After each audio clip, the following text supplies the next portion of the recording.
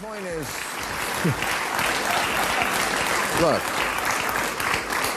you're still building your politics around slicing and dicing people into these fixed categories. Democrats need to get the memo that you can't win elections anymore by automatically assuming you're going to get every voter who's not these guys.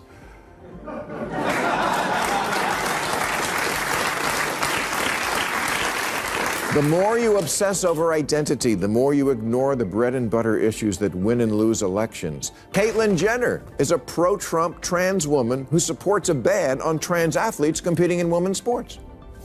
And there's even an LGBTQ organization called Gays for Trump. And why wouldn't there be? Gays love drag queen. Bill Maher is once again on a fiery tirade, lambasting the Democrats for their unwavering fixation on identity politics, a ticking time bomb that could decimate their prospects in the 2028 elections. In a searing episode of Real Time with Bill Maher, the candid comedian launched an unrestrained critique of the decade-long spectacle of virtue, signaling, all wrapped in his signature biting humor and stark common sense. If such explosive critiques ignite your interest, hit that subscribe button. You won't want to miss the next epic meltdown. You give a shit who wins the next election. And outdated racial pandering is one reason Democrats lose elections. When Chuck Schumer and Nancy Pelosi put on kente cloth, I don't think it earned them one vote for their powerful emotional ties to Ghana. Here in California, we're now segregating kidnapping. Really, California doesn't just have Amber Alerts for missing children. We have Ebony Alerts for black children and Feather Alerts for Native American kids. What is that? We look for them by listening on the ground? This is both hilarious and profoundly unsettling.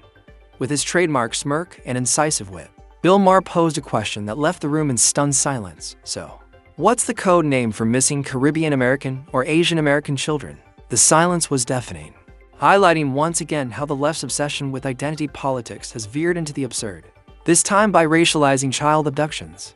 Maher doesn't just question this, he dismantles it piece by piece with sharp, irreverent commentary that spares no sacred cow. He's not merely laughing. He's exposing the madness, turning the audience's chuckles into gasps.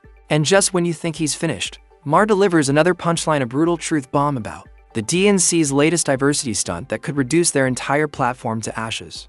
Even if you like identity politics, this kind of thing is antiquated. From 2010 to 2020, the number of people identifying as multiracial in America went up 276%. 1 in 5 newlyweds now are in an interracial marriage, and that number goes up to 100% in ads for Subaru.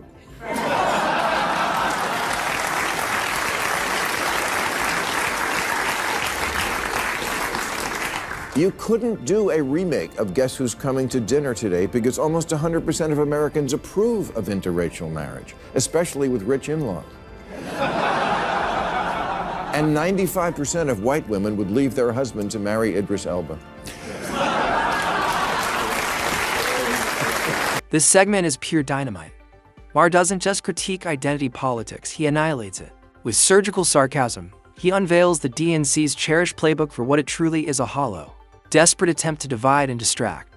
And just when it seems it can't get more ludicrous, Maher drops a statistic that will leave your jaw on the floor. If racial identities in America have surged by an astonishing 276% in just the past year, then the left isn't building a coalition there, sowing confusion. But Maher is just getting started. His next truth bomb leaves the DNC scrambling for cover. Elba, who says, as humans, we are obsessed with race, and that obsession can really hinder people's aspirations. Actress Raven-Symoné agrees. She told Oprah, "I'm tired of being labeled. I'm not an African American. I'm an American."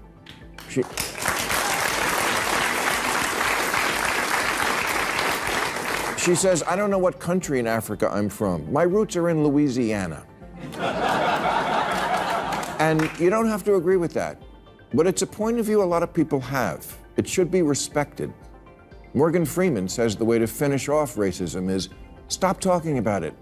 I'm going to stop calling you a white man, and I'm going to ask you to stop calling me a black man.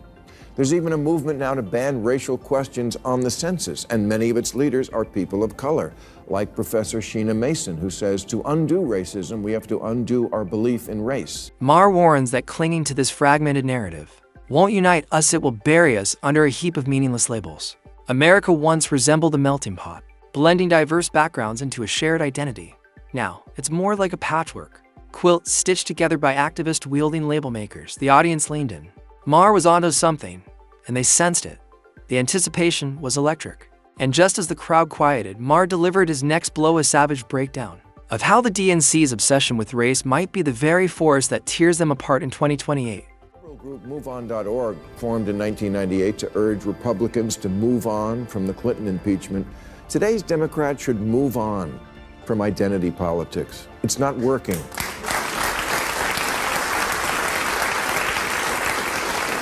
It's not working for them or for us. Democrats are hemorrhaging the very voters they think they're pandering to. The Financial Times writes, Democrats are going backwards faster with voters of color than any other demographic, and suggests the reason is that a less racially divided America is an America where people vote more based on their beliefs than their identity. Exactly. Far-left liberals are living in an old paradigm. Americans don't fit into neat little boxes anymore. Who has the #1 country song right now? Beyonce. Records now reveal a quiet political earthquake shaking the Democratic stronghold. Black voters are departing the party.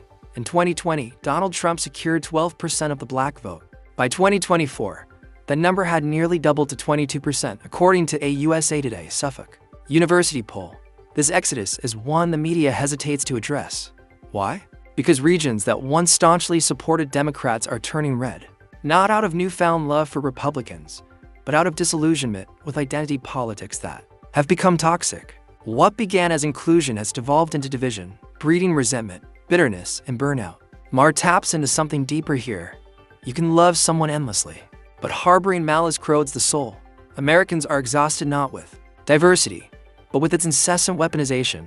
They yearn for unity grounded in shared values, not skin color. And just when you think Maher is done, he hints at what's next, a scathing takedown that could leave the DNC gasping for air. The biggest new star in country is Jelly Roll, who was a drug dealer, then a prisoner, then a rapper, and then a face-tatted country music star. Not to mention a giant middle finger to the idea of staying in your own lane. No. In America now, you're allowed to be many things all at once, and that's a good thing, even when it's really stupid.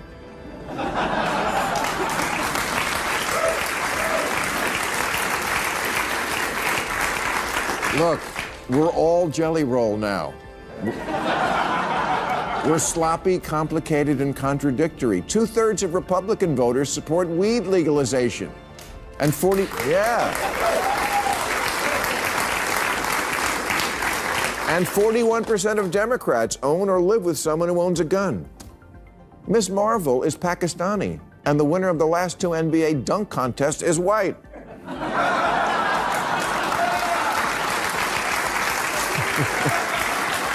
Why is Maher going nuclear with these analogies? Because America isn't just evolving, it's morphing. Cultural lines are blurring faster than viral TikTok trends. What once belonged to one group is now being remixed by everyone. While Democrats cling to a fading script, Republicans recognize the chaos early and adapted. The GOP, long shadowed by claims of racism, has quietly transformed in ways the media rarely highlights. Conservative rallies today are filled with diverse faces, people of all backgrounds bound, not by skin color, but by shared values and sheer exhaustion with identity-driven politics. And Maher is not letting up. Just when you think he's peaked, he wins up for another blow, a ruthless truth about what happens when a political party clings to outdated narratives while the country has already moved on. The point is, look, you're still building your politics around slicing and dicing people into these fixed categories. Democrats need to get the memo that you can't win elections anymore by automatically assuming you're going to get every voter who's not these guys.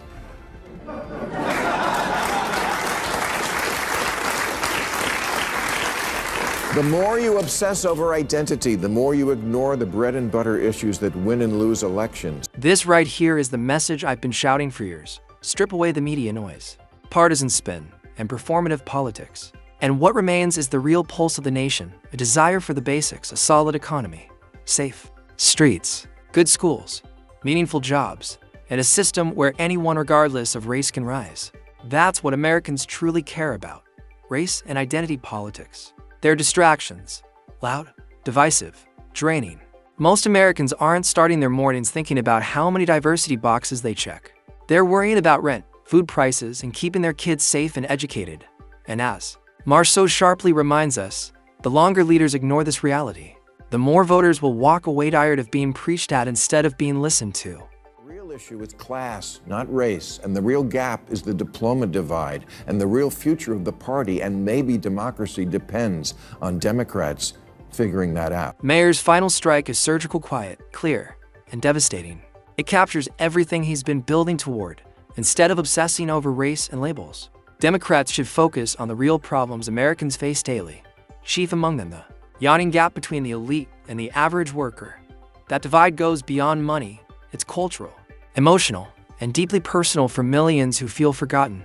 If the Democratic Party wants to reclaim its role as the voice of the people, it must refocus on essentials, fair pay, affordable housing, and real economic mobility. Maher also sounds the alarm on a collapsing education system that's churning out graduates unprepared for real-world jobs. That's not just a political misstep, it's a moral failure. Here is the dilemma for Democrats. Their young people, their key constituency, not only don't like their own civilization, they like the wrong one. They actually think Hamas is a liberation movement. They chant for the Houthis. They're chanting, "We will honor our martyrs" at Yale. They're looking for love in all the wrong countries. At an AOC Bernie Sanders rally in Idaho last month, someone threw a Palestinian flag over an American flag, and the crowd erupted in approval. What should have happened after that is one of the adults on stage should have told their young, loyal followers, "This is not a symbol of freedom. You're probably wondering right now, can the DNC even be saved? It's a valid question, maybe the only one that matters anymore. Unless the Democratic leadership steps back and genuinely rethinks its path, the outlook is grim. They need more than a new message. They need a full-scale strategic overhaul. That means abandoning the echo chambers of elite social media and reconnecting with the working class base that once powered them. It means focusing on real-life concerns, wages, jobs, healthcare, schools, instead of getting lost in ideological pageantry. If the party keeps doubling down on identity-based theatrics while ignoring what voters care about most, they won't just lose elections, they'll become irrelevant. The electorate is shifting, and America is already ahead of them. Really bad news for Democrats. 2030 reapportionment, there's a group called the American Redistricting Project, and in 5 years we will be redistricting. California is projected to lose 3 seats, New York 2, also going to lose a seat, Minnesota, Oregon, Rhode Island, Illinois, all blue states. Who's getting these? Texas, Florida, Idaho, and Utah.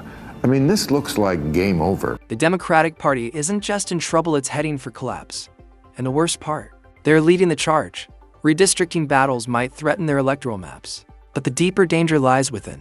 What's tearing the party apart isn't Republican pushback, it's their own internal rot. There's a widening gulf between grassroots Democrats and the elite leadership, the purity test, the ideological rigidity, the obsession with labels. Over unity, it's become a war zone of egos and agendas. The once inclusive big tent party now feels like a minefield, where one misstep could mean instant cancellation. It's not just unworkable, it's suicidal. Moderate and working class voters are tuning out. The DNC, once proud of its inclusivity, is choking on division. If they don't change course fast, they won't just lose power, they'll lose the nation. Maher's takedown of identity politics isn't just entertainment, it's a wake-up call. Americans are fed up with division and starving for leadership that delivers unity, opportunity, and results. If Democrats refuse to adapt, irrelevance isn't a threat, it's a guarantee. People want jobs, security, and respect, not pronouns and political theater. The warning is loud and clear. Ditch the identity games or brace for a reckoning already at the doorstep. That wraps up today's commentary. If you liked it, hit that like button and subscribe for more no BS insights. See you next time.